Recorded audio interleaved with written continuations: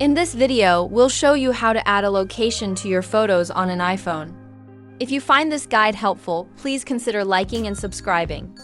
Adding location information to your photos is a great way to track where they were taken.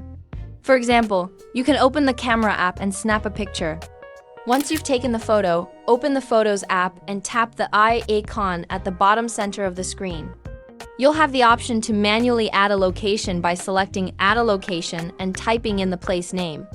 If you prefer the location to be added automatically, follow these simple steps. First, exit the camera app and open the Settings app. Scroll down and tap Privacy and Security. Then select Location Services and make sure it's enabled. Scroll down and find Camera and set it to while using the app. Now you're ready to go.